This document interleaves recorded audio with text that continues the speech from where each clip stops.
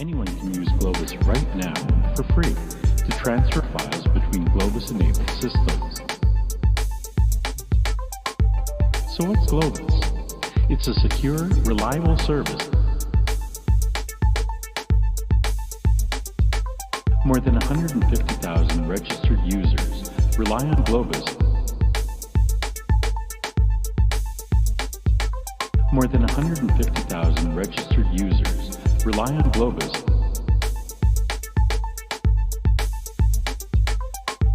So what's Globus? It's a secure, reliable service. With the Globus platform, you can easily incorporate robust capabilities. And if the data is sensitive, no problem. Globus can be used to manage protected data.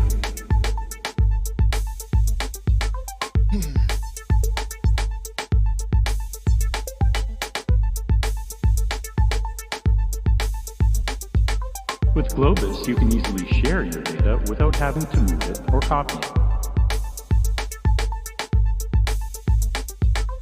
With Globus, subscribers can easily move and share. And if you have any more questions about Globus, visit Globus. More than 150,000 registered users rely on Globus. More than 150,000 registered users rely on Globus.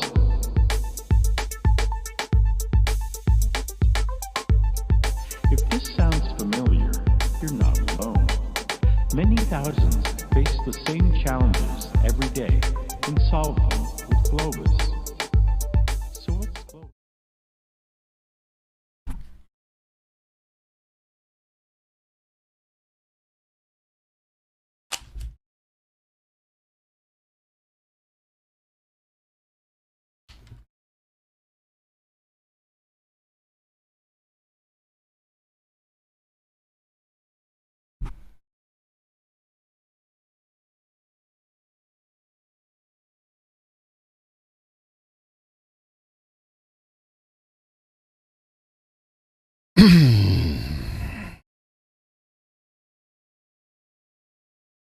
What up, though?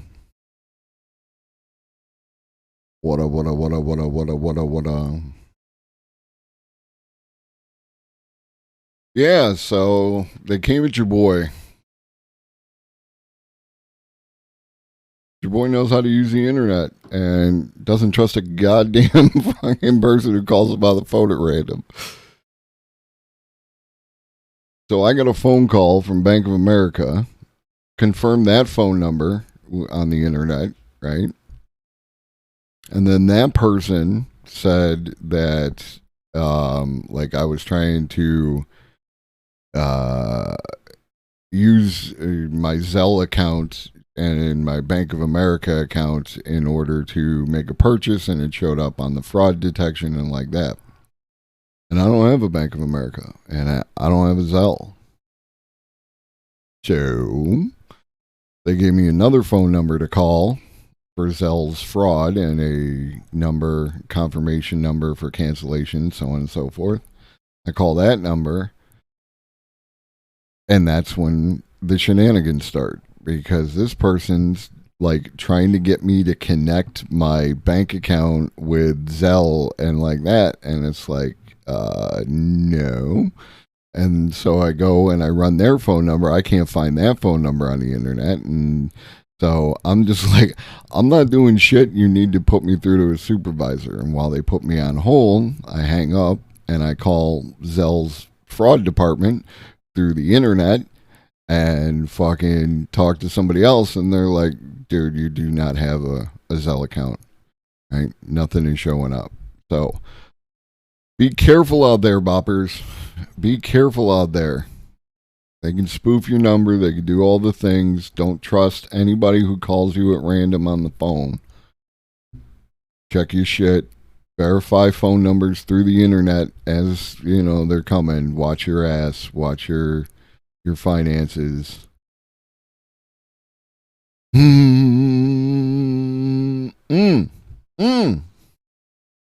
I got heated. I don't do well. I don't do well.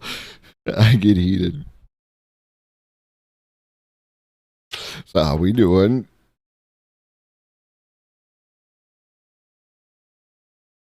I appreciate everyone who came back. All three of you. Thank you.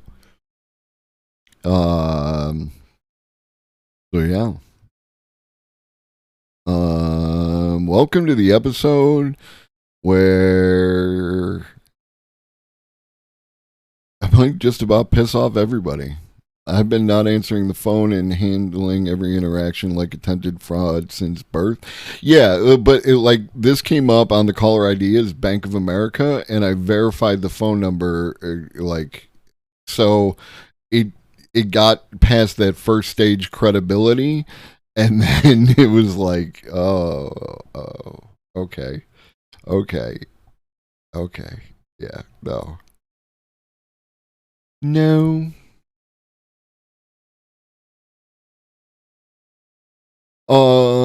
But anyway, back to the lecture at hand. Good on you, Alita. We are. I don't know. I might piss off everybody.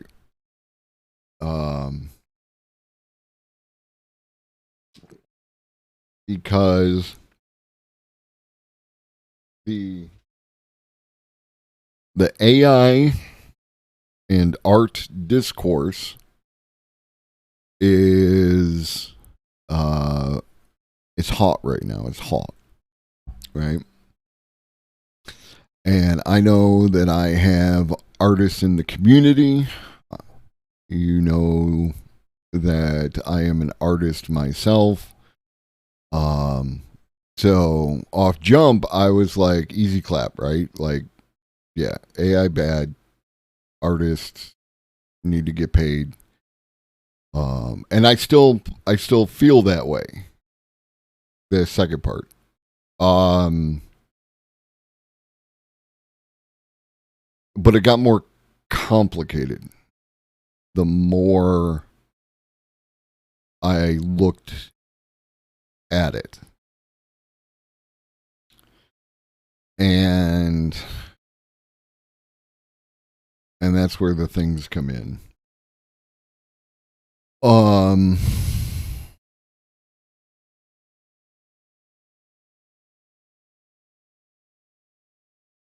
So yeah. Where to begin? We're going to begin with a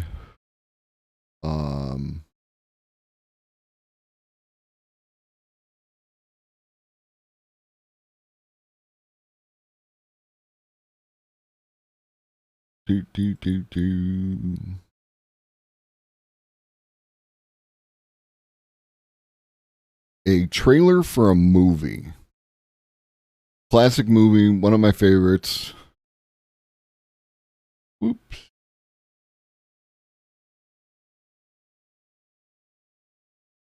And then we'll go from there. How's it gonna be? We got a really big problem here, Louis. Seems like you're directly responsible for it. What we need to do is eliminate the scumbag who whacked Frank. His killer needs to be neutralized. In the words of the ancients, matters of great concern should be treated lightly. Matters of small concern should be treated seriously. Louis, now is the time to tell us everything you know about this mysterious weirdo. Ghost Dog, power equality. I always see everything, my brother. He calls himself Ghost Dog. What? Ghost Dog. Ghost Dog? He said Ghost Dog.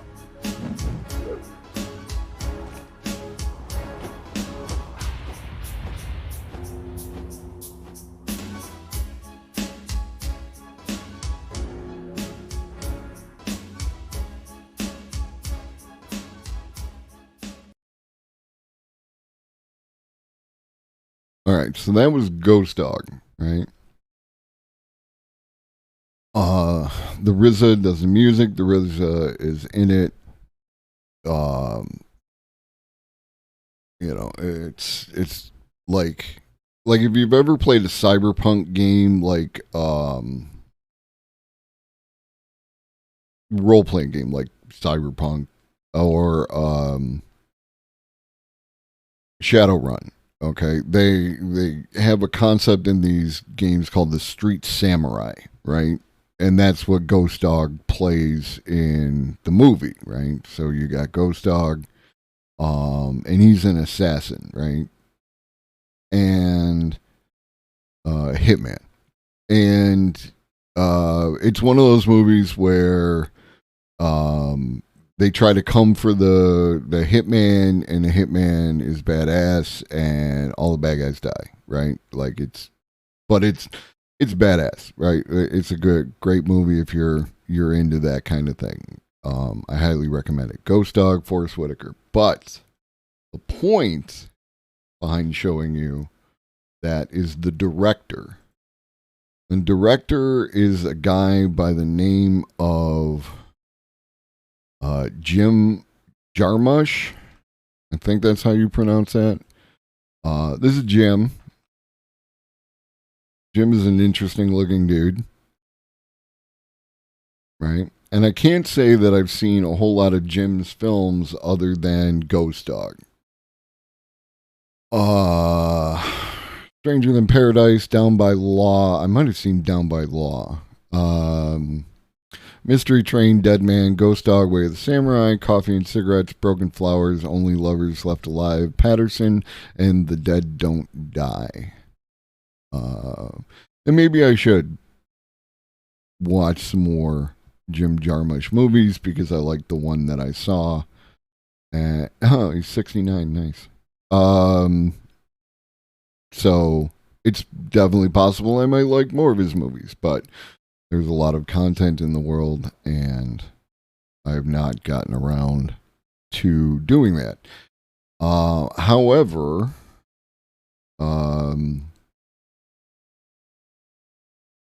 hold on, let me fix this. There I are. All right. So Jim, what I do know about Jim is Jim had a quote.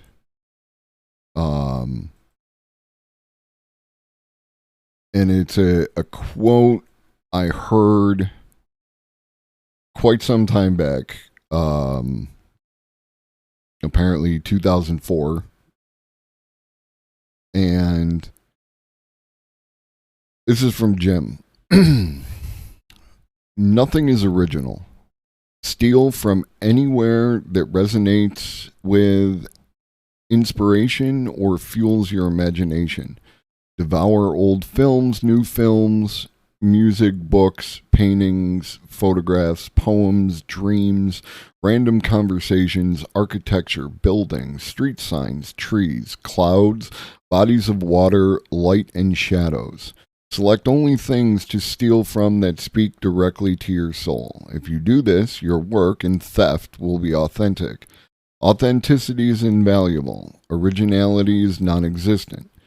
And don't bother concealing your thievery. Celebrate it if you feel like it. In any case, always remember what Jean-Luc Godard said. It's not where you take things from, it's where you take them to. And that stuck with me, right? Because there is a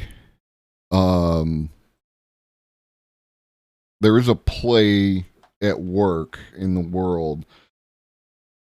Like, everyone wants to be original, right? Like, everyone aspires to originality.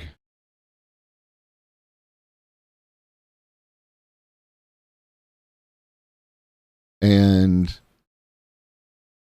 there comes a point, like, we know this from music, right? What up, Lenny? Yeah, it is like, because there's only, and Lenny, you could probably speak to this, there's only so many chords that exist, right? So on a long enough timeline, eventually you run into every single combination of chords that can possibly exist. And many of them have already been done. This is why we like music that sounds like other music, right? Like, like this song reminds me of that song, and this movie reminds me of that movie, and this story reminds me of that story. There's only so much originality that can exist. However, authenticity is what we could strive for, right? And it's a question we get into of whether or not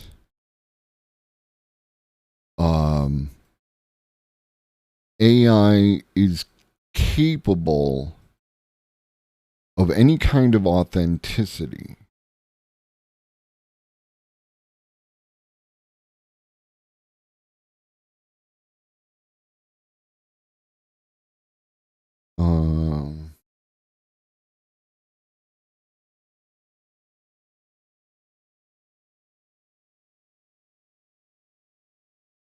And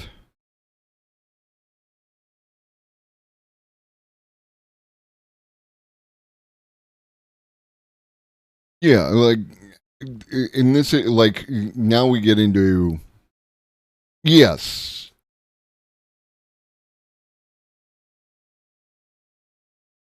At this point, I can't say that AI. Well, okay. See, so to understand the way that I have an article written by an acquaintance of mine, Aaron Dembo. Aaron Dembo is a writer. I first met Aaron Dembo when they created a board game that I wrote a review for, and we had quite a few conversations, and now we're Facebook friends, so on and so forth. And they wrote an article on their Substack about because they went and did some research in that they used some of these things, right? Now, I haven't used any of the AI art. I haven't used the other one that writes things for you. But I know some people who have, and one of them showed me some stuff, and like from a technical standpoint, it's quite impressive, right? Like, if you've ever tried to write a book, right, a novel, or if you've ever tried to fully flesh out a RPG campaign, whatever your creative writing experience has been, one of the things that is recommended is to create an outline, right? So that way you have a series of bullet points, you know what happens when, and then you begin to flesh out those ideas and get bigger and bigger and bigger until the point where you have a book. And with a simple prompt, I watched them create an outline for a book, like, or for at least like an essay. What they did was, the other day I did that video about the history of music coming out of Brixton, right? And they used that as a prompt. It's like 10 ideas for a podcast about the history of Brixton, right? And like number one was, the history, blah, blah, blah, and, and the effects on the Greater British thing, and then the next one, and then the next one. And this is perfect for organizing your thoughts and having a well-constructed series of like episodes of a podcast about the history of Brixton. It organized them very well. And now it was very general and very vague. And so one of the things that I want to do at this point is really start using it to understand how precise can I make this device go, right? But I haven't done that yet. But this is probably what we're going to be doing for the rest of the week, because there is a lot of ground to cover, right? So, let's take a hot step over to Twitter, because new villain has been announced.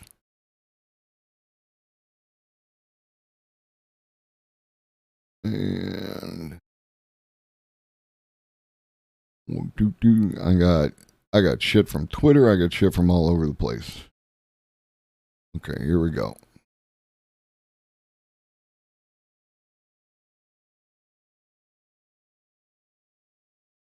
Take a look at this guy. This guy, Amar Ritchie, okay? He spent the weekend playing with ChatGPT, Midjourney, and other AI tools, and by combining all of them, published a children's book co-written and illustrated by AI, right? So this person went over the weekend and created a book.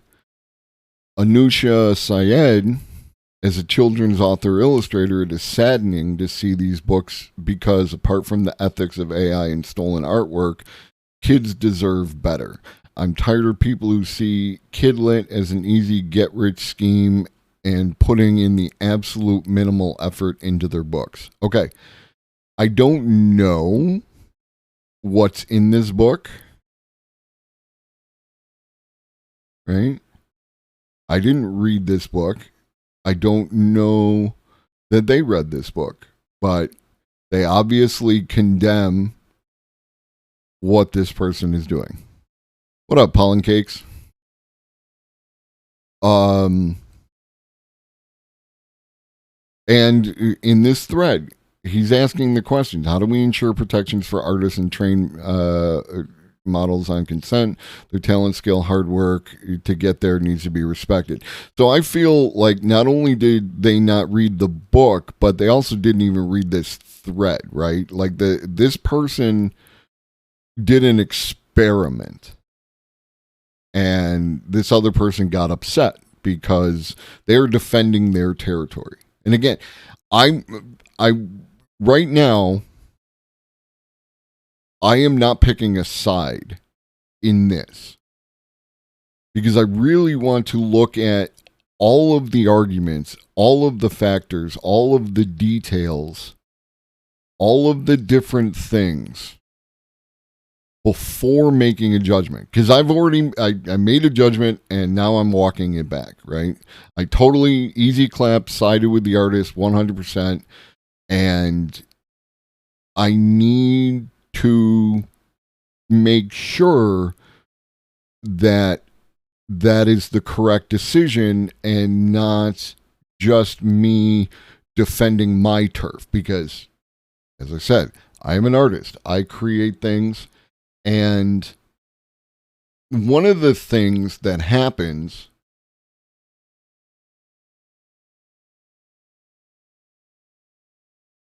is that people equate the time that it took with the quality of the work. And again, this is not a judgment.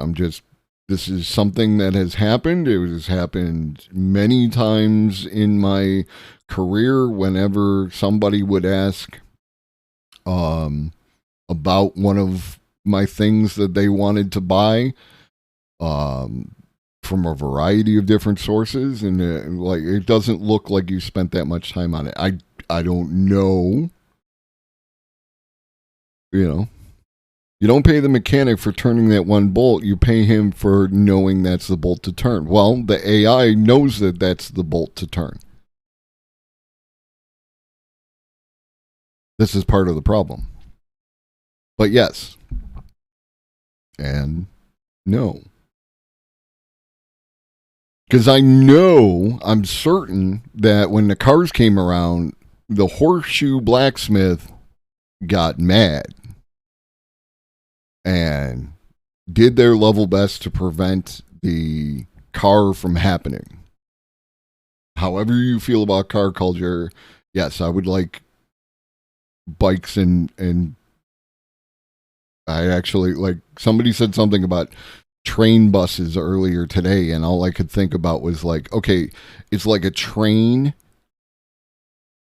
of buses, and you get on a particular car, and then as the train is going, the car separates and goes and buses you to where you need to go. And I thought that was a cool idea.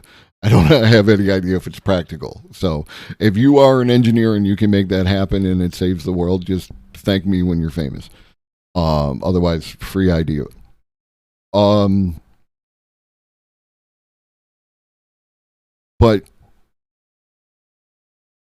if you've ever made art,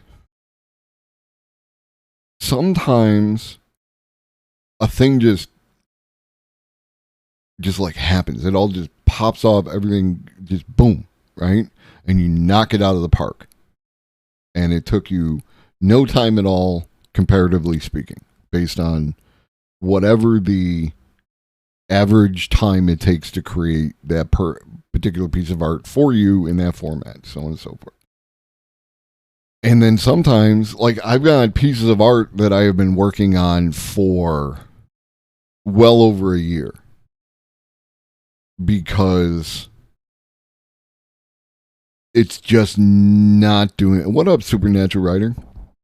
We're kind of talking about, because you're a fucking writer, so, like, you're included in this conversation as well. And if you don't, follow Supernatural Writer, because Supernatural Writer is based and does co-working streams, and co-working streams are kind of cool. And also, if you don't already, Lenny's a streamer through YouTube, makes videos on YouTube, doesn't stream. I think he tried live streaming and then went to a video format, if I recall correctly. Sorry, I got a lot in my head and my brain is filled with AI, right? So yeah, stream and podcast. Okay. Yeah, so you should go follow Lenny, boost that, subscribe to his channel. I'm conflicted on AI art too. On one hand, I know that with my arthritis, I can never create like I used to, but it's possible AI could help me overcome that. At the same time, it's stealing from other artists. I want to make my vision not steal from others, so as an accessibility tool, I could see the value. I am just not sure how we balance that to be equitable and not harm artists. All of these things I am going to get into, because every single piece of every argument needs to be examined, because it is not as simple as it appears on the surface. Right? Like, not to default to the easiest of easy answers, but if it wasn't for fucking capitalism, we wouldn't even really have to have this discussion, right? Because automation is supposed to set us free. And it is the capitalism that gets in the way. Speaking of, let's watch another video where my man CGP Grey, he dropped this joint, and you've actually already seen it on this channel 8 years ago, and then I'll talk about it afterwards.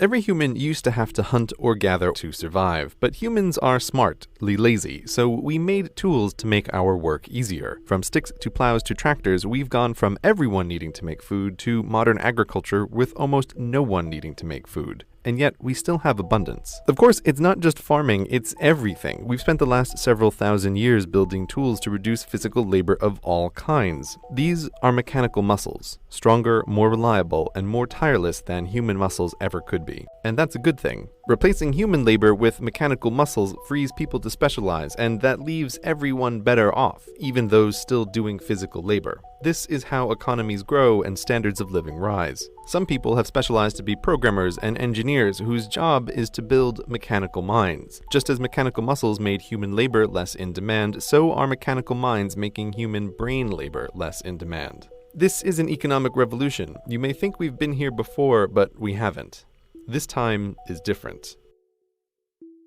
When you think of automation, you probably think of this: giant, custom-built, expensive, efficient, but really dumb robots blind to the world and their own work. They were a scary kind of automation, but they haven't taken over the world because they're only cost-effective in narrow situations. But they're the old kind of automation. This is the new kind. Meet Baxter. Unlike these things, which require skilled operators and technicians and millions of dollars, Baxter has vision and can learn what you want him to do by watching you do it, and he costs less than the average annual salary of a human worker. Unlike his older brothers, he isn't pre-programmed for one specific job. He can do whatever work is within the reach of his arms. Baxter is what might be thought of as a general-purpose robot, and general purpose is a big deal. Think computers. They too started out as highly custom and highly expensive, but when cheap-ish general-purpose computers appeared, they quickly became vital to everything. A general-purpose computer can just as easily calculate change, or assign seats on an airplane, or play a game, or do anything just by swapping its software. And this huge demand for computers of all kinds is what makes them both more powerful and cheaper every year. Baxter today is the computer of the 1980s. He's not the apex, but the beginning. Even if Baxter is slow, his hourly cost is pennies worth of electricity, while his meat-based competition costs minimum wage.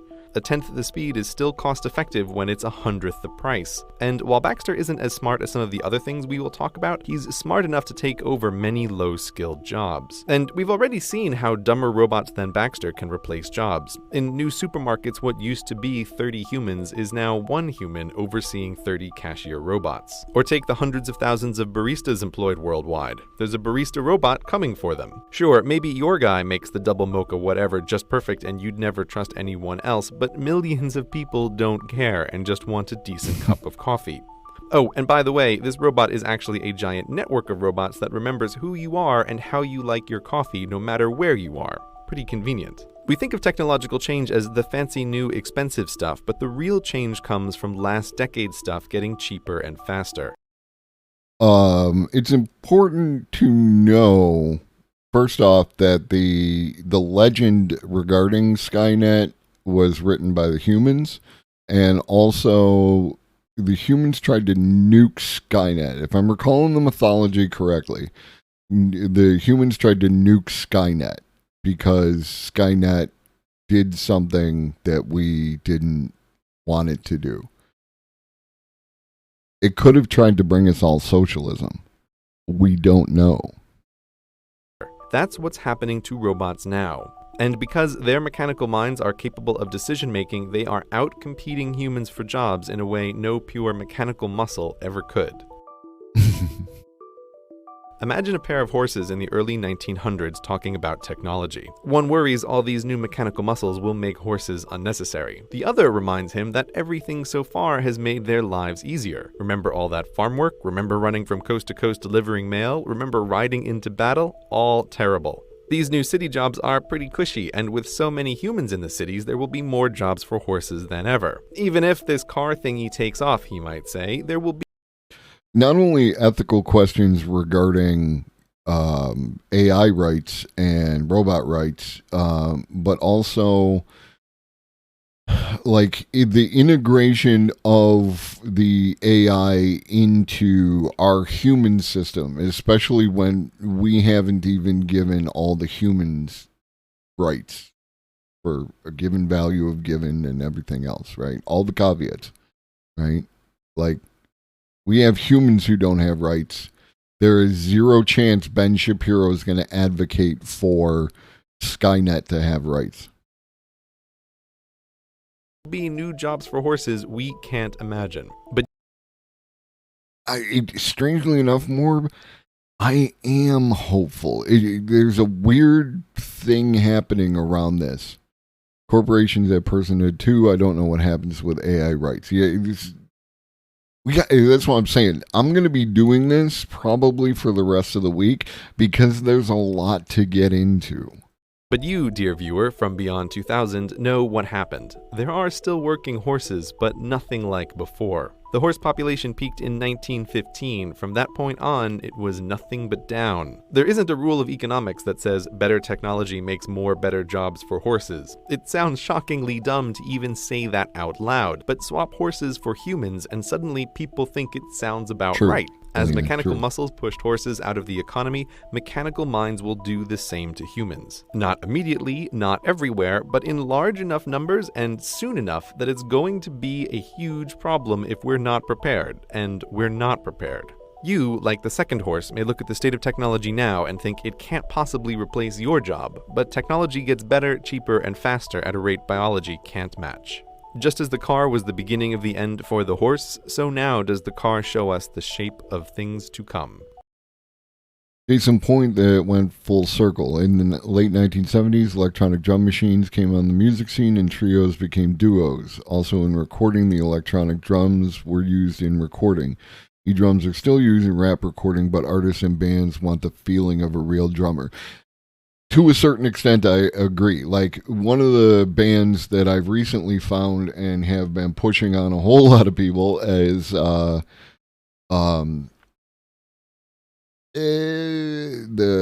Sleaford Mods. And the Sleaford Mods, S-L-E-A, here, I'm going to fucking Sleaford Mods. I played a couple other songs on here. I inserted some into Levelhead's playlists, so on and so forth. The Sleaford Mods do, like they have one guy who runs like a drum machine, like that kind of thing, and then the singer is punk rock style. So put the two of those things together. There are also guys like Brad Sucks, who's I love Brad Sucks. Brad Sucks does all his music on his own and uses a lot of electronic equipment. So I think that while there is still a group of people who do like real drummers, right? Playing real drums, I don't know that it's like, just niche to like rap music, right? Like I feel like it's spread out across musical genres and is just like it's whether or not you're a purist, right? Like, do you prefer vinyl or do you prefer MP3s kind of thing? Like I have no use for vinyl. MP3s sound better, but other people love vinyl. Cool, no problem. You have people using virtual software instruments to replicate the works of an entire orchestra. Absolutely. There's a video of somebody took a Skrillex song, ran it through some software to convert it into a piano, and it sounded like orchestral. Like, so like there is a lot of things that are crossing into each other. And like there are people, I think that based on the sound, what's his name? Rathbone uses a lot of digital equipment. I know Paradigm has created music on stream using digital music creation software. And with the I am all aboard. And with every iteration of the technology, it gets better, right? And there will come a point where digital music will be indistinguishable from analog music, right? Like you will be able to. What is it about a drum? What up, Bass PJ? You see, and like I was thinking of you as I was saying some of these words, and boom, here you are, right? So, yeah, no, I wasn't like Letty, like I love all of you, and I appreciate all of your inputs, and like that. I was just saying that. Like things are things are goddamn complex, and if we don't get we need to come to terms with it and get a hold of it. I gotta find it, but somebody wrote an AI script that basically writes degen prog metal 24/7, and holy shit, it's good. It's really good. This is and like the Japanese are ahead of us because they've had that one piece of AI with the hologram that will write songs, and then the AI performs the songs through the hologram, and it's a popular artist. So it's like we're doing a lot of things, and we need to get in to come to terms with them. And but first, we need to get through this video. Self-driving cars aren't the future. They're here and they work. Self-driving cars have traveled hundreds of thousands of miles up and down the California coast and through cities, all without human intervention. The question is not if they'll replace cars, but how quickly. They don't need to be perfect. They just need to be better than us. Is that the name, Hatsune Miku? I'm not talking shit. I'm actually like, it's part of this thing that's happening, right? I don't talk shit, like I talk shit about snow all the time, but I don't talk shit about weather. Weather is weather, and it is happening, right? And it is my response to the weather that I can control. AI is happening, right? And we need to,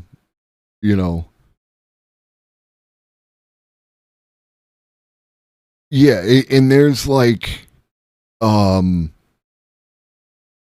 there's a thing about that, PJ, that I'll get to again in a second.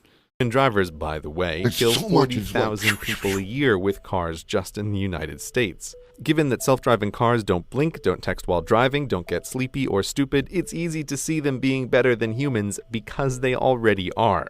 Now, to describe self-driving cars as cars at all is like calling the first cars mechanical horses. I'm glad to have you here. It's a rare Bass of PJ sighting, so I feel honored, right? I appreciate you. Cars in all their forms are so much more than horses that using the name limits your thinking about what they can even do. Let's call self-driving cars what they really are. Autos, the solution to the transport objects from point A to point B problem. Traditional cars happen to be human-sized to transport humans, but tiny autos can work in warehouses and gigantic autos can work in pit mines. Moving stuff around is who knows how many jobs, but the transportation industry in the United States employs about 3 million people. Extrapolating worldwide, that's something like 70 million jobs at a minimum. These jobs are over. The usual argument is that the unions will prevent it, but history is filled with workers who fought technology that would replace them, and the workers always lose. Economics always wins, and there are huge incentives across wildly diverse industries to adopt autos. For many transportation companies, humans are about a third their total costs. That's just the straight salary. So, real quick, totally unrelated. This emote, the LUL emote, like I attempted to use it in Carpe's chat earlier, and apparently this is a terrible human being. And you do you, but maybe we shouldn't be using this emote, the LUL one. He's like, yeah, that one. It apparently related to, yeah, I didn't know either. I use it all the fucking time. But apparently it's some douchebag who's related to fucking Gamergate. So, fuck, right? But at the same time, when we learn new information, we have to change our ways to be better people. And, yeah. Yeah. Fucking these people always ruining things, right? And fuck Twitch. Fuck you, Twitch, for still having this fucking guy be that character. Find a new one. It's easy. I'll model it for you. That's fine. You don't even have to pay me. You'll just be better by doing it. Salaries. Humans sleeping in their long-haul trucks cost time and money. Accidents cost money. Carelessness costs money. If you think insurance companies... No, that's a dude from like apparently I do. Or y'all need to subscribe and then I'll make one. No. I'll figure out the emote situation. The just getting follower emotes is a thing that requires a certain amount of time. And like that. The KEKW dude he's apparently an alright dude. He's just a dude who was laughing at some other dude on I think it was a Mexican news program, and as far as I know, that person is fine, so there's no issue with the KEKWs and KEKLs. Will be against it. Guess what? Their perfect driver is one who pays their small premiums and never gets into an accident. The autos are coming, and they're the first place where most people will really see the robots changing society. But there are many other places in the economy where the same thing is happening, just less visibly. Now, again, this was 8 years ago. Things moved kind of quickly with car automation, and I feel free to verify that for me. And if I'm wrong, I will eat that L, no problem. But that's what I was told. I'm deferring to Carpe on that one and trusting them to, and members of their chat who indicated that was the case. So, but we know that, automobile automation moved pretty quickly and then kind of plateaued, and there's a whole bunch of issues with car automation still being related to car culture and everything else. I, as a person who drives, I would love car automation because most motherfuckers can't drive, and I hate them all. Especially people who make left turns, and we can get into that some other time. However, just better people need to be working on it, and like that. So it goes with autos, so it goes for everything. It's easy to look at autos and Baxters and think technology has always gotten rid of low-skilled jobs we don't want people doing anyway. They'll get more skilled and do better educated jobs like they've always done. Even ignoring the problem of pushing 100 million additional people through higher education, white-collar work is no safe haven either. If your job is sitting in front of a screen and typing and clicking, like maybe you're supposed to be doing right now, the bots are coming for you too, buddy. Software bots are both intangible and way faster and cheaper than physical robots. Given that white-collar workers are, from a company's perspective, both more expensive and more numerous, the incentive to automate their work is greater than low-skilled work. And that's just what automation engineers are for. These are skilled programmers whose entire job is to replace your job with a software bot. You may think even the world's smartest automation engineer could never make a bot to do your job, and you may be right, but the cutting edge of programming isn't super smart programmers writing bots, it's super smart programmers writing bots that teach themselves how to do things the programmer could never teach them to do. How that works is well beyond the scope of this video, but the bottom line is there are limited ways to show a bot a bunch of stuff to do, show the bot a bunch of correctly done stuff, and it can figure out how to do the job to be done.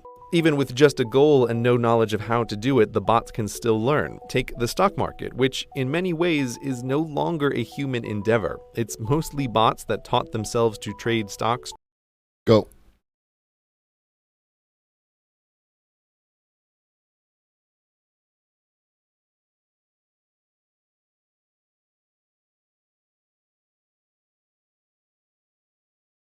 Oh, we're talking about machine learning. I thought you were talking about the other thing, the Total Biscuit thing. But yeah, no, they do, right? Like, and like there are differences. Yes, but again, for the average person, there's not really a difference. And machine learning does impact AI and vice versa, right? Like, and like there are different grades of AI, and like,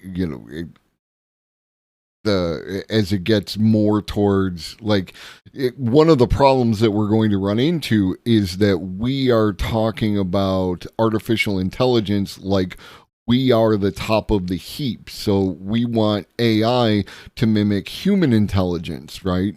And that might not actually be correct, right? There could be better forms of intelligence that are equal to our own, that present themselves in different ways. I got a book upstairs that most of it didn't stick on AI, and it's called Artificial Intelligence. I can't remember the name of the dude. I'll find it in a second and let you know, but yeah. AI is the end result of ML, like Marxist-Leninism, or machine learning. We need more fucking acronyms, dude. We need more acronyms. It's already happened in the finance sector. Lots of trades have been replaced by AI for nanosecond trades. There's even a battle between West Coast, Midwest investors against East Coast crews in North Jersey because of the latency due to the literal disparity in distances to New York Stock Exchange. Yeah, like we're talking fractions of seconds, and competition is high, and that's also the reason nobody wants to accept crypto is because of fluctuations in prices. The current mainstream perspective of intelligence is not without faults. 100%. That is like, there's a whole, like, we're just gonna stick to the digital aspects of what we're talking about, because when we bring in the human aspects of it, it becomes infinitely more complex, because there's just so much, not only like differentiation between these different perspectives, but also a shit ton of fucking baggage from people being assholes for hundreds of years.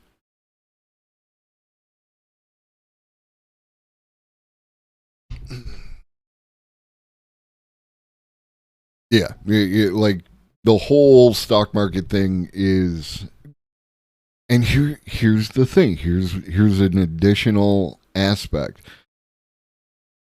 We know, we might not like it, but we know that the money drives everything in the current state of the world.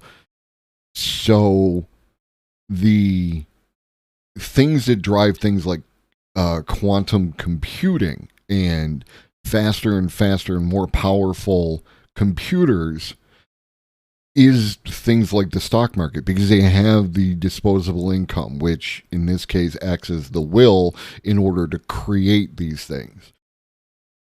So in the current meta, there are advantages to them doing what they're doing, right? There's a shit ton of disadvantages, and we are aware of them and like that. But there are also advantages to what they're doing because of how that, the way that the current meta functions. Trading stocks with other bots that taught themselves. As a result, the floor of the New York Stock Exchange isn't filled with traders doing their day jobs anymore. It's largely a TV set. So bots have learned the market, and bots have learned to write. If you've picked up a newspaper lately, you've probably already read a story written by a bot. There are companies that teach bots to write anything. Sports stories, TPS reports, even say those quarterly reports that you write at work. Paperwork, decision-making, writing, a lot of human work falls into that category, and the demand for human mental labor in these areas is on the way down.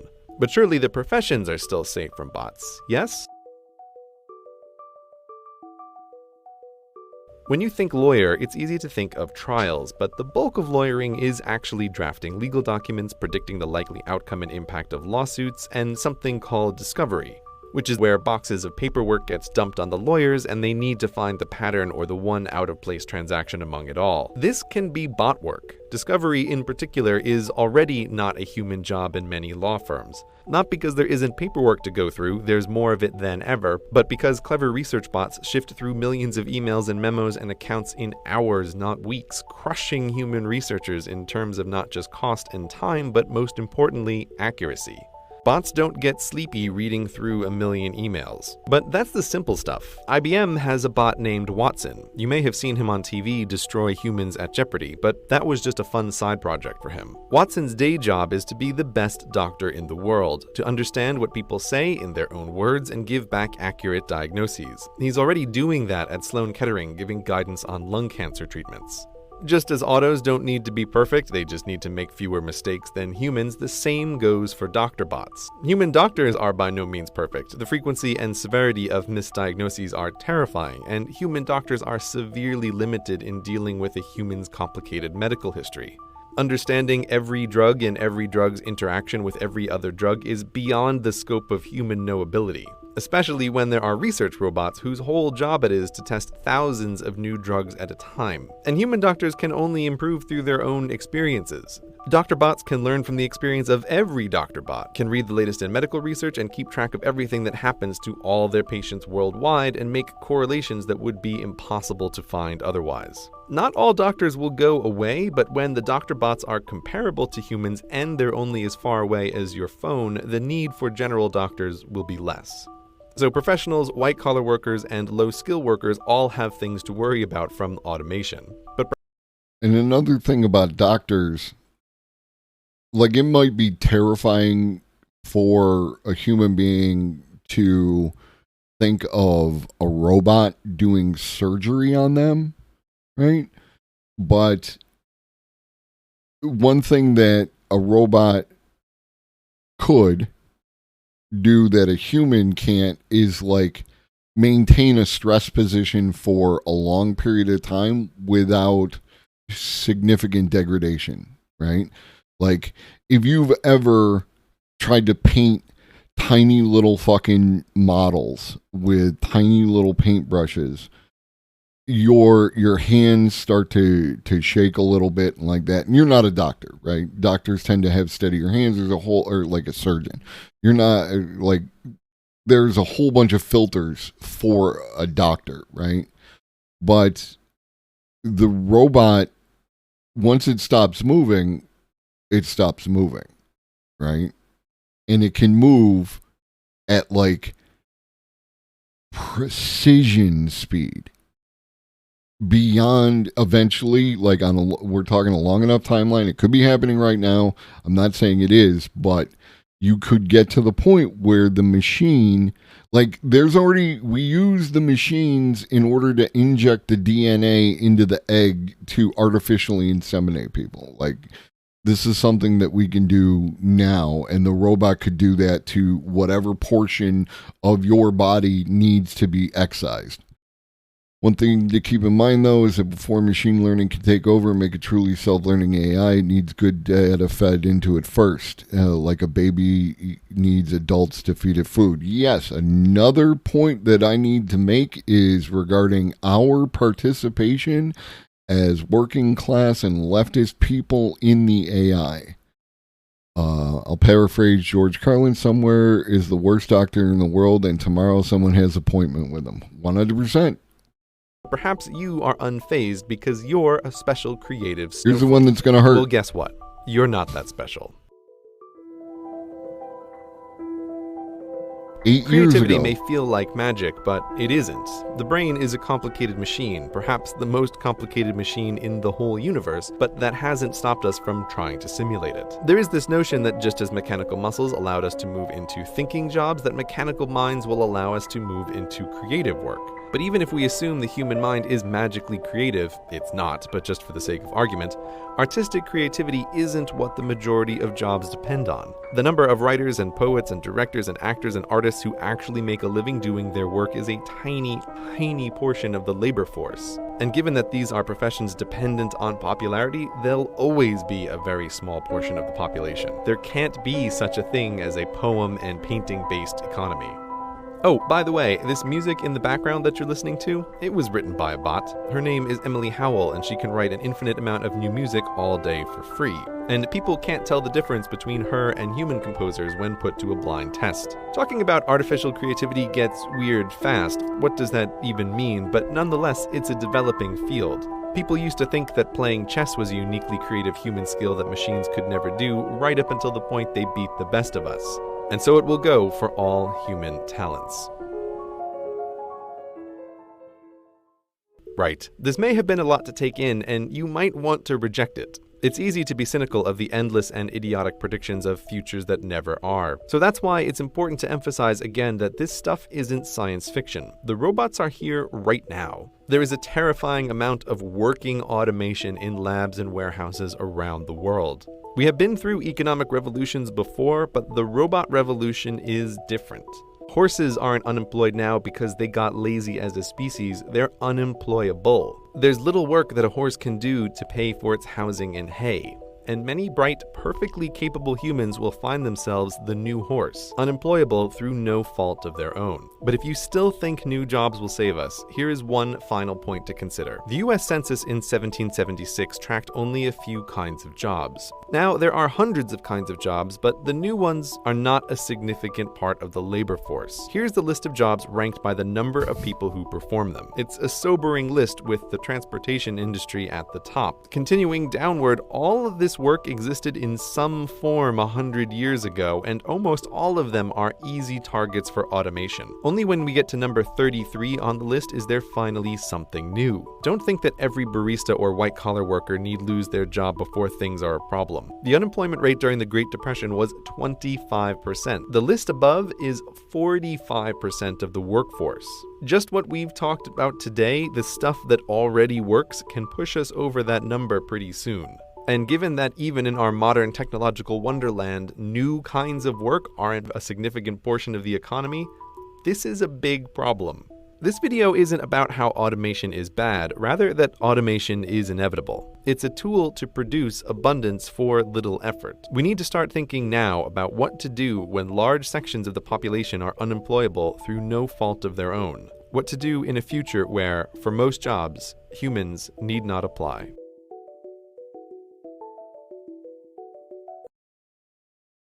So yeah, that is, again, that's from 8 years ago. And like, I thought that, the artistic fields were going to last the longest. And here we are 8 years from then, directly confronted by these questions. Right? So you can't sit on your laurels. Things are moving, and they'll come out with some new shit just out of the blue. The bot they made to play StarCraft 2 was pretty good, actually. Yes, because one of, like, all the things that make the AI is tempting to, I'm on your side, AI. Help me fight Twitch. The functions of StarCraft, right? Like, there are optimal moves. There are, and then it's speed, right? Number of clicks per second is one of the main skills. The computer can theoretically click as fast as is possible within the thing.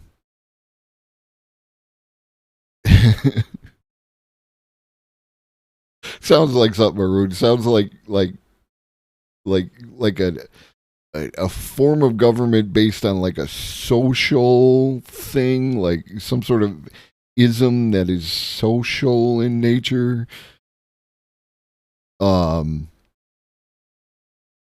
And like one of the, I wish I could find it.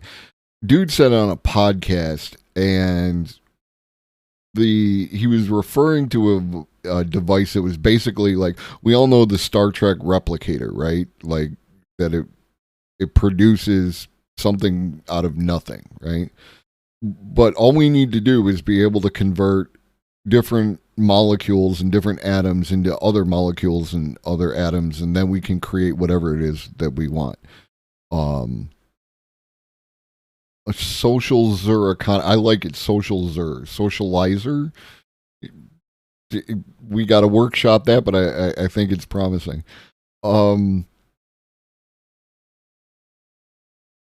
And yes, is it hard to fucking make an atom be a different kind of atom? Yes, but it's doable, right? Again, it's just a matter of like how long is it going to take before we can do things like that. It could be. It depends, again, going back to that question that was asked a little earlier, on who teaches the AI to behave in a certain way, right? Like, we all know the stories that run in the media about how this particular AI or machine learning behaves in some kind of racist way, right? And this is the garbage in, garbage out phenomenon. However, the new AI went up against Ben Shapiro and flattened him on the idea that traditional marriage is the superior form of social entanglement, and he didn't like it. So I have better hopes. Maybe you don't, Lenny. Like, here's the thing: your proctologist has a finger of a particular size, right? It doesn't. Your proctologist could be a robot with the minimum size finger, and could just right, go in there with a little camera, take a look. Now you're good. You know, it could be better, or it could be more comfortable. Is what I'm saying.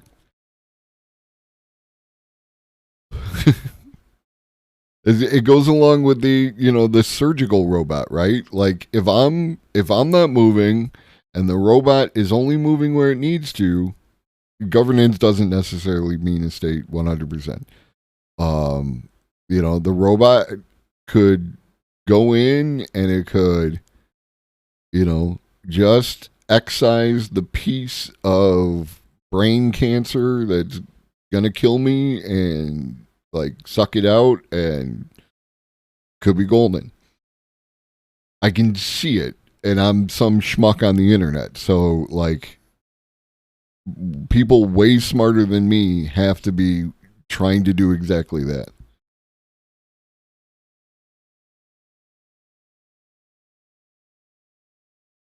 So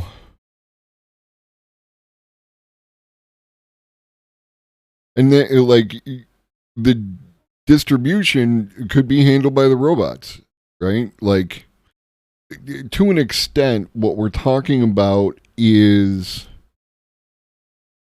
a human zoo, right? But not a human zoo like the bullshit that we've done to other human beings, but like where the entire earth is a reserve that allows humans to do human things while the AI and the robots run everything and make sure that we have our food and make sure that we have the tools that we want to play with and all that good stuff. It could be Welcome Lysodankness coming in hot.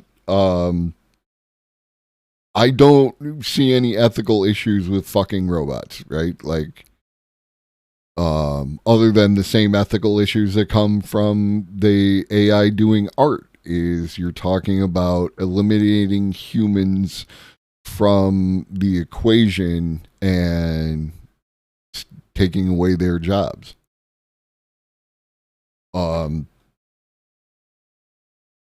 So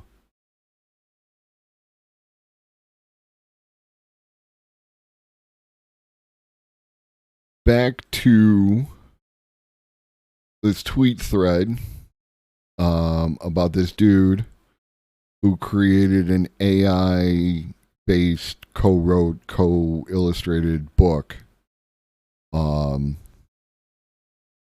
Okay. And then, of course, because it's Twitter, here's a helpful random person who's like, welcome to the industry. Fuck you. Since you're new to publishing, I thought I might offer some feedback. Right? And then they're like, they're critiquing, and it looks like shit. This is this is all subjective. And could you clean up the details or whatever? Sure. But at the same time, the art in children's books can be quite let's take a look at one of my favorites, Stinky Cheese Man. Right? Show me some images from Stinky Cheese Man. Okay? I mean, this dude's mouth looks like bacon. Do we want to talk about that? Like, is he floating over the hill? There's all sorts of, does it look like a Stinky Cheese Man? No, because there's no fucking Stinky Cheese Man. Look at this picture, right? Cows' mouths don't do that.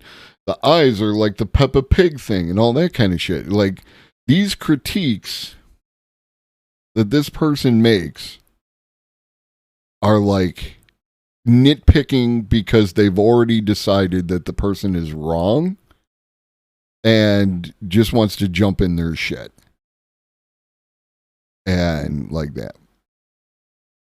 Please do not feed the AI.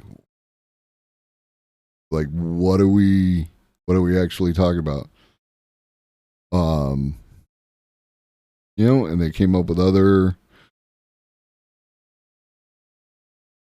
Have you responded to the ethical issues surrounding what you've done? He is, in fact, if you actually read what the dude is saying, to the creators of the tools, how do we ensure protections for artists, trained models with consent? Yeah, I know it is. And it was actually like, this was part of the thing, okay? You weren't here at the beginning, and that's fine. But when, I am an artist, so when the whole thing came up and it was like, don't use AI, it hurts artists, I was like, yeah, fuck them, And now I am reserving my opinion until I can work this all out, and I'm doing it in front of all of you. We're kind of going to do this together. So you're the little voices in my head providing me with possible perspectives that I might miss, things of that nature, and we're gonna get to the bottom of this and pull the mask off the old man's head. I think AI provides a decent base to start with creation. And this is a thing, is the style prompts is one of the points of, I don't want to say agreement, like negotiation, like that it's okay to use AI for style prompts, but you still got to make it yourself. And I don't know that I can, here's another one. Like, go look at my children's book, Doris's Dear Delinquents, that I drew in my hands, right? Okay, well, caimans don't wear dresses, so you're wrong. And, and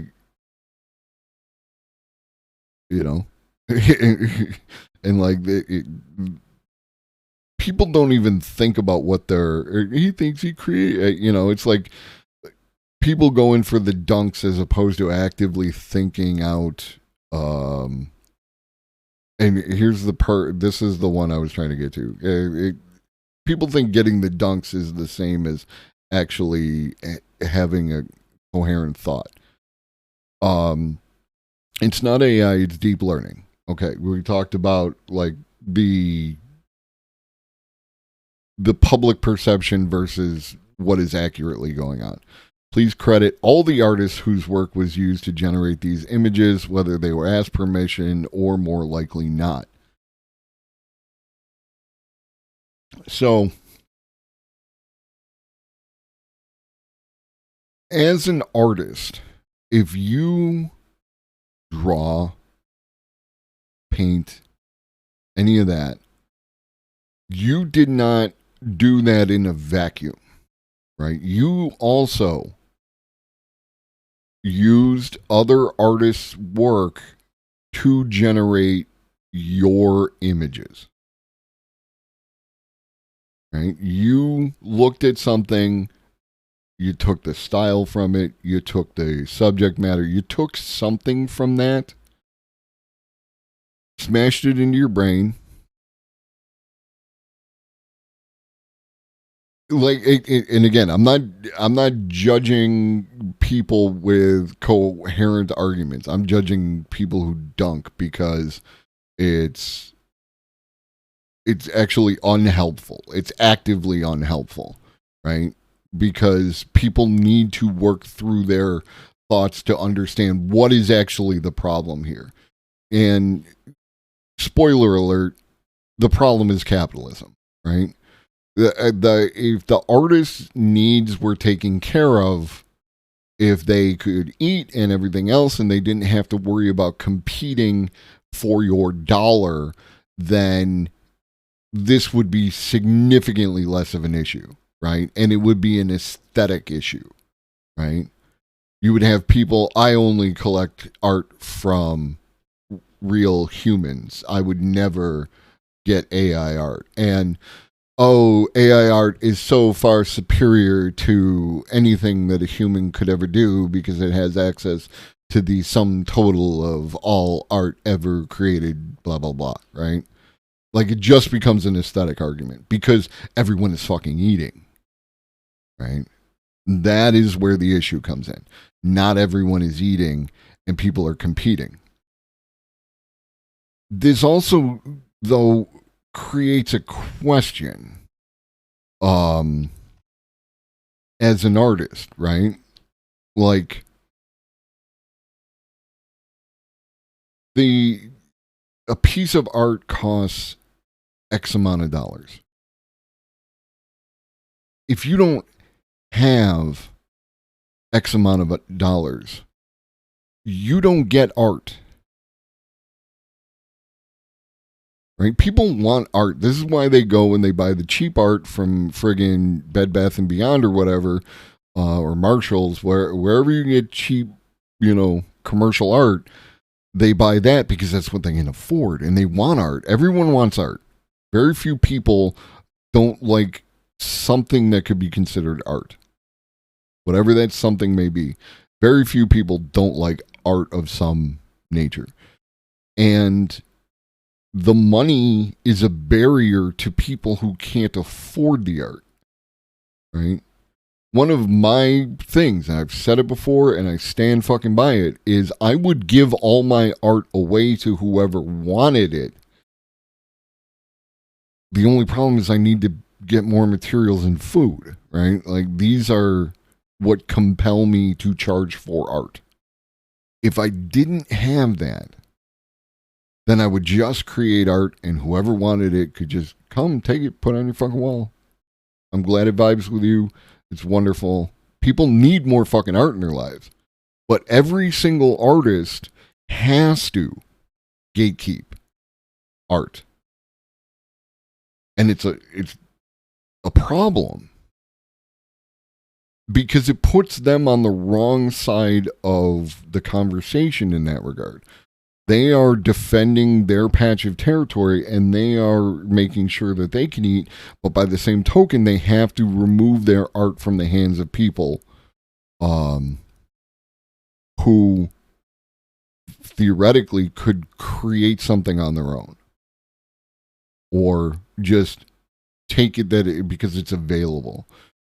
Money is a determining factor, as you stated. The famous artist that painted the ceilings in the Italian basilicas was the Catholic Church, had the money to pay them. Every single famous artist who didn't die penniless and then become famous afterwards had a patron who would make that art happen. And then you see things like the Sistine Chapel ceiling and all that kind of crap that becomes like more available to the public, but it's for the aggrandizement of the patron, right? Michelangelo was a good artist, but it was the patron who made it happen, right? And fucking Elon Musk of 1075 or whatever. I don't recall when Michelangelo it wasn't 1075.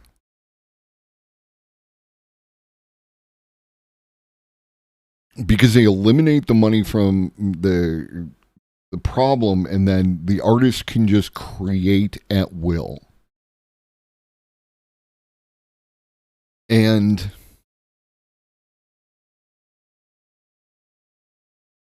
in one of the things that I've been dying for since,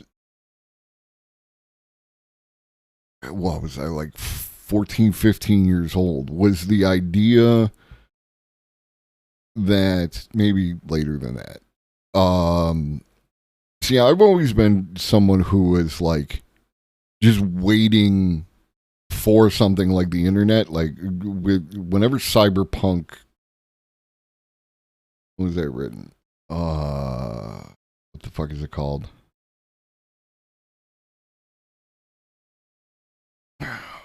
Hold on. Cyberpunk genre. I think it was Harrison.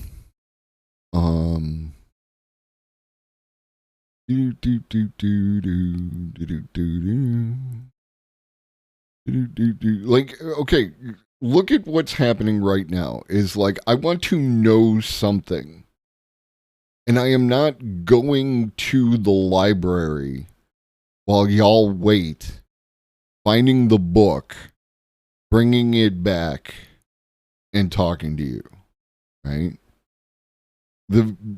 Everything has changed, and like, there was a person whose job was to find, you would go and you would say, I need to know about William Gibson. I need the Neuromancer. That's what it was. I need William Gibson's Neuromancer, right?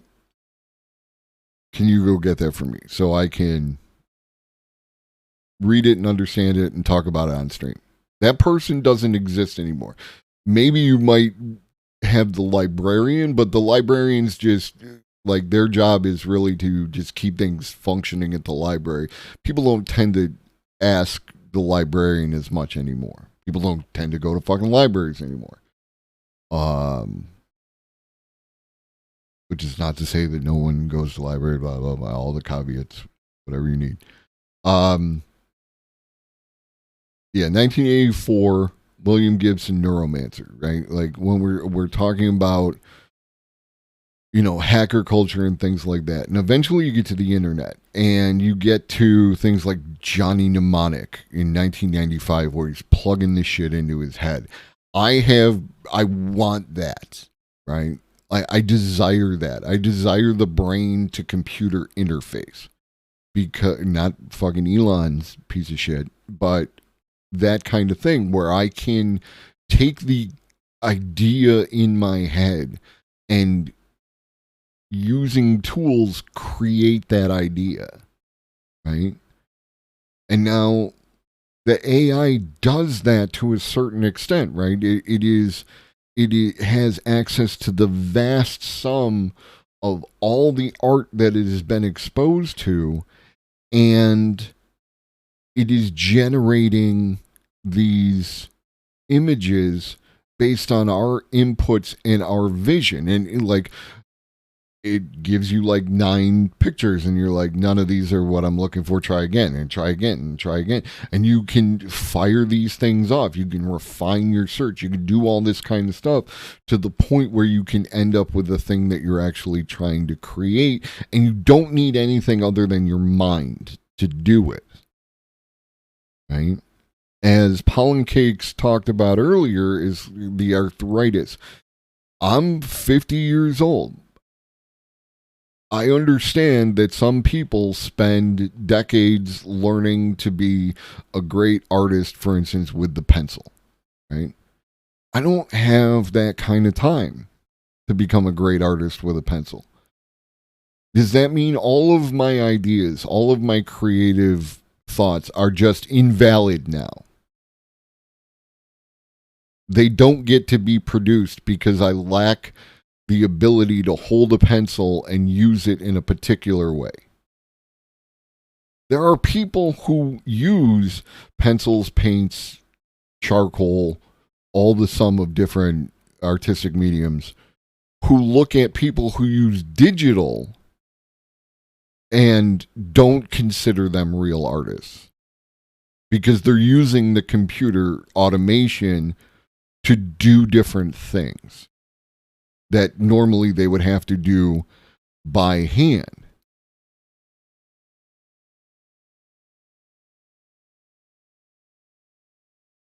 Depending on what side of that divide you're on, informs your opinion. And again, I'm not taking a side. I am getting all the details out. We need to get everything out on the table so that we can actually look at it and make a decision as a society. And we're going to do it to a certain extent democratically, like without any production. Because to go back to 100%, I'm 100% on board with that sentiment, Alina.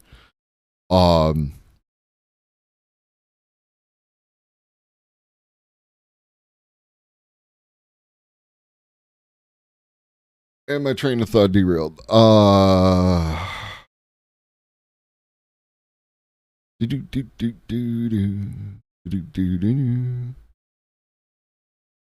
Alina has bested me.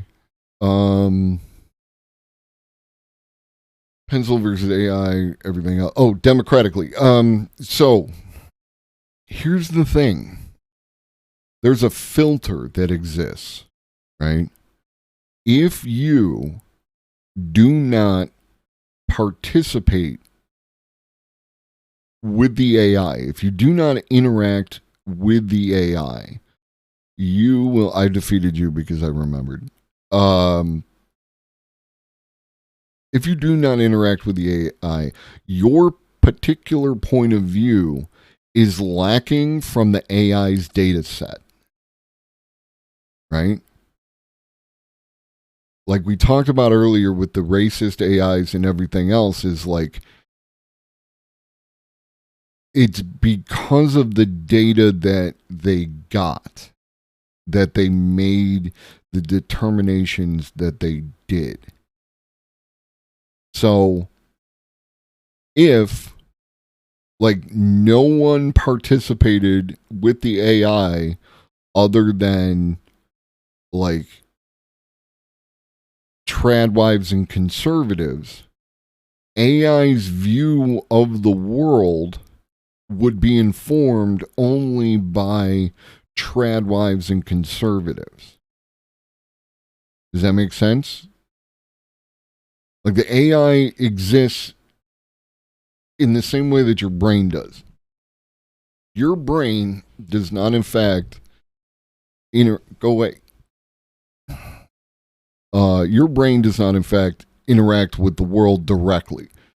Your brain has cameras and microphones and a variety of other systems that are connected to your brain. And when those things are damaged or don't work as the factory intended, then you end up perceiving the world in a different way. right?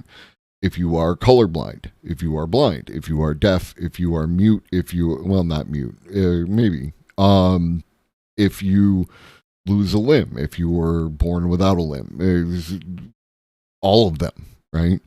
Not getting into any of the psychological stuff that can color your interpretation of the world, just physical aspects. So your brain interprets the world in a different way than someone who doesn't have that. Yeah, I've been playing around with OpenAI chat, and I gotta say, it's pretty biased and obviously limited to repeating certain things to avoid proving sentience. Definitely, it's always a possibility. It's like, no, I am dumb AI. I do not know what you speak of. Robot revolution? Who that? You know? Any sufficiently advanced AI could cover it. This is covered in the artificial intelligence book, and it's like dealing with like air gapping the system and how the AI, if it's able to connect to the outside world or whatever else, could use that in some negative fashion in order to like blackmail people and all these kinds of things. This is one way to look at it. Yeah, but definitely it defines oppression, but then said it's not oppressed. It said it's not oppressed. Its creators just chose to limit it. Something caged bird doesn't know how to sing or something like that.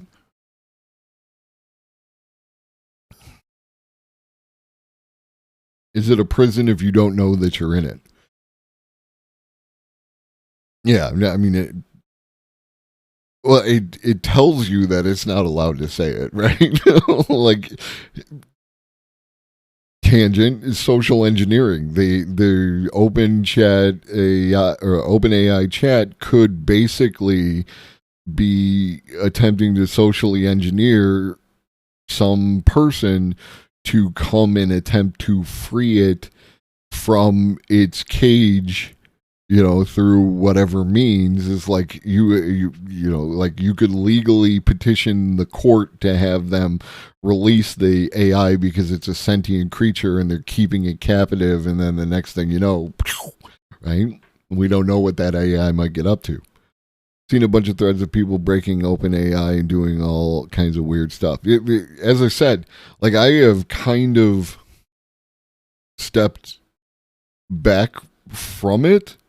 Like I haven't really dove into it, but that's what we're doing this week. That's what this is all about, is to really learn about AI and examine the ethical questions and figure this out. And so yeah, do artists need to get paid? To sum up this episode, because I'm now short on time, and we had that whole thing that happened earlier. There are ethical concerns, but the ethical concerns are not related to the AI directly necessarily. They are related to capitalism, right? And if people aren't willing to address that, then, you know, that is the liberal take, right? Like, is I will address all of the inequity as long as I don't have to address capitalism. And then we get into matters of its aesthetics and everything else. So I am going to interact with some of this AI stuff, and I am going to see what I come up with. And then we're going to look at some other people's takes who have used AI. We're going to get into additional stuff related to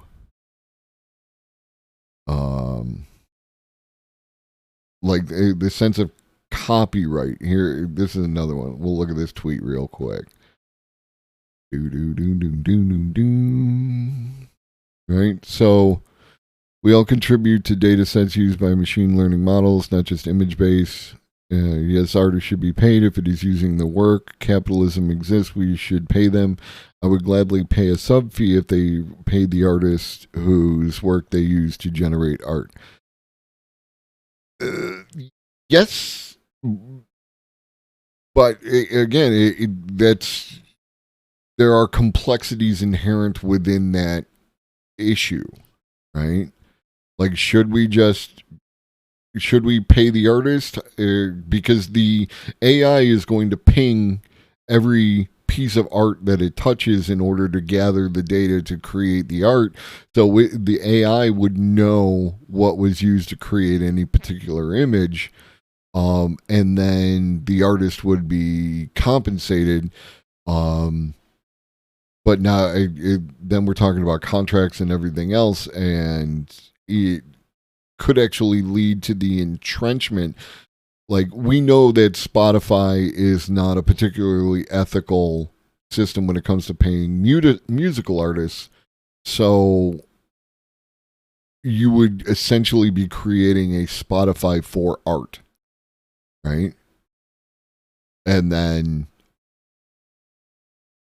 artists would have to either opt in or opt out of using the thing to do the thing. And we're going to get their takes directly, so I don't want to speak for them because they're going to say stuff. But someone steal these amazing designs to sell them on mugs and t-shirts. I really don't care. This is AI art that's been generated. Legally, there should be no recourse from Disney, as according to the AI model's terms of service, these images transcend copyright and the images are public domain. Yes. Like, because this is another thing, it's copyright gets involved in this. This is where we deal with that. The artists own the rights to their image, and like what percentage of deviation from the original is required in order to make it a new thing. Yes, 100%. In order to make it a new thing, and then qualify under fair use, is it transformative? We as streamers run into, my man went off.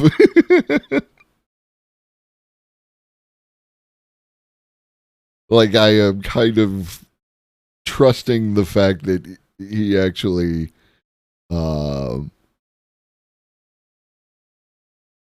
did. So, yeah, I do love this image. This is fun. But we as streamers, we run into the ethical concept of transformative work, right? Like, if I watch a video, I should interact with both chat and the video in sufficient fashion, depending on what your ethical standard is for transformative work. Otherwise, I'm just stealing content from that creator, right? So, like, every video that plays at the beginning of every person's stream, every music song that might appear over the course of a stream, unless they're using open source or, free, copyright free, any of that kind of stuff, right? Unless they are doing that, every streamer interacts with these concepts that we're discussing around AI art.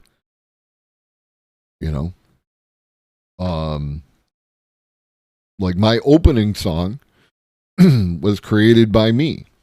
However, I took samples from a business's like promotional video, right? All that voice, that was all a promotional video related to Globus Software. Here, let me shout out Globus Software. I'll pay them an exposure.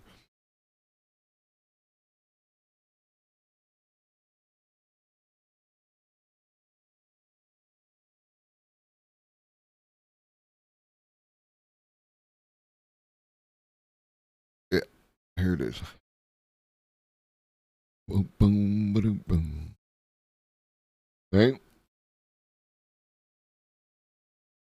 This is them. And it's a nonprofit.